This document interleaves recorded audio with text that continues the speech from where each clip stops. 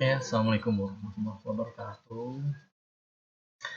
Eh, Selamat pagi, menjelang siang, selamat siang menjelang sore, selamat sore menjelang malam. Karena satu mata kuliah untuk dua kelas ya. Yang pertama pada hari Selasa itu kelas sore, kelas malam. Ya. Ini pertemuan keempat berarti itu untuk pukul 8 malam. Dan yang kelas pagi yaitu dari pukul yang jam 9 ke 11.30 ya, berarti jam 1 mungkin ya, sampai dengan selesai. Oke, materi ini saya lanjutkan terkait dengan pemantauan dan evaluasi sistem informasi ya. Kembali lagi bahwa dari materi ataupun mata kuliah tersebut banyak terlibat terkait dengan analisis ya, analisis terutama analisis yang berkaitan dengan uh, apa namanya uh, analisis penerimaan dari si user ya, terutama untuk pengembangan sistem informasinya itu sendiri ya, ataupun terkait dengan evaluasi dari sistem informasi sejauh mana sih sistem informasinya, apakah sudah sesuai dengan keinginan dari usernya itu sendiri atau sudah diterima tidak sih terkait dengan sistem informasi tersebut ya. Di situ ada beberapa metode analisis ya, metode evaluasi, baik itu sebelum dikembangkan sistem informasinya ataupun sedang atau sudah dikembangkan. Jadi nanti yaitu tadi terkait dengan pantauan tersebut. Pantauan ini secara teknisnya, tetapi evaluasi itu secara kualitatifnya, deskriptifnya. Oh, ternyata seperti ini ya. Adapun nanti hasilnya adalah kuantitatif berupa data statistik ya, itu lain hal. Kenapa di situ berkaitan dengan bentuk dari evaluasinya, apakah dalam bentuk angket, apakah dalam bentuk ya dalam bentuk kalau angket ya atau kuesioner itu hasilnya pasti kuantitatif. Nah, kalau dalam bentuk wawancara, interview itu masuknya ke kualitatif. Ya, itu antara kualitatif dan kuantitatif. Itu kalau kualitatif adalah lebih mendeskripsikan, berarti wawancara ataupun interview. Ya, sedangkan untuk angket itu lebih ke arah pengolahan data ya, pengolahan data yang nanti hasilnya adalah kuantitatif ya, data statistik. Baik, tadi mukodimah sedikit intermezzo saja ya, berkaitan dengan nanti riset ke depan saya akan menerapkan riset dalam bentuk apa ya, apakah dalam bentuk deskriptif kualitatif ataukah deskriptif kuantitatif ya, pendekatannya ya, itu ya. Salah satunya misalkan kalian akan terjun ke lapangan atau akan membuat proyek ya, proyek semacam untuk penulisan akhir ya, penulisan akhir tersebut ya, silakan ya, bisa digambarkan kualitatif seperti apa dan kuantitatif seperti apa. Tuh. Ya, itu sedikit brainstorming saja, ngobrol saja supaya mungkin ada kurangnya bila mana artinya pada saat pendahuluan tersebut ya. Berikutnya adalah terkait dengan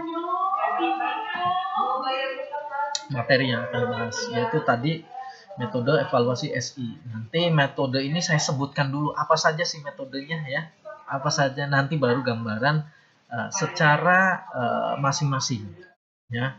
Nanti difokuskan pada apa sih metode evaluasi sistem informasi apa, atau metode evaluasi teknologi informasi apa sih yang nanti digunakan untuk kalian pada saat implementasi risetnya.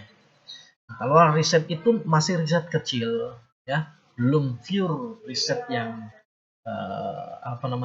yang besar atau berkaitan dengan riset penulisan akhir atau penulisan skripsi kalian sendiri, ya. Walaupun skalanya kecil, itu sudah termasuk data yang dianggap mumpuni untuk pengembangan atau evaluasi dari sistem informasi itu sendiri, ya. Yang kedua adalah gambaran umum metode dari evaluasi sistem informasi, ya, dengan dilihat dari modelnya. Ya, terutama yang saya akan jelaskan adalah teknologi acceptance, ya, model, atau berkaitan dengan model yang diterima oleh si usernya, apa sih gitu, ya. Itu sedikit mungkin nanti kita bahas pada diskusi, ya. Nanti diskusi apa sih TAM yang sebenarnya menurut kalian nanti, ya.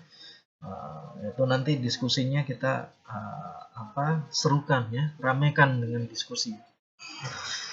Yang ketiga, diskusi dan ada tugasnya pula. Itu berikutnya adalah ini model-model evaluasi TISI, ya. Yang pertama adalah Technology Acceptance Model. Yang kedua adalah End User Computing atau UX Satisfaction. Artinya itu adalah model yang berkaitan dengan kepuasan dari end user, pengguna akhir. Nah, siapa pengguna akhirnya? Yaitu pengguna akhirnya adalah nanti misalkan di situ ada pamong yang berkaitan dengan TI ataupun si masyarakat itu sendiri, ya, itu namanya end user computingnya, ya. Kepuasannya di situ. Kemudian task teknologi fit analysis, ini terkait dengan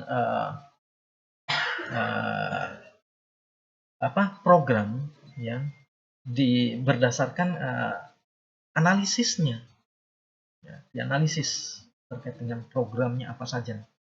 Nah, kemudian nanti akan dijelaskan pada session berikutnya, ya, terkait dengan end user computing, task technology, kemudian human organization, ini terkait dengan organisasi pada masyarakatnya, ya.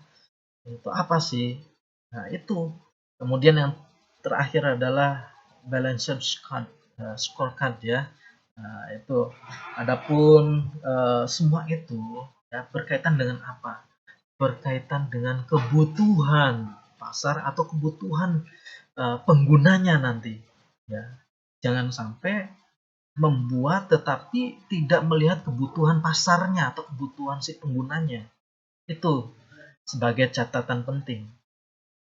Buat-buat tetapi tidak menyesuaikan dengan kebutuhan si penggunanya, ya nanti tidak diterima oleh si usernya itu sendiri.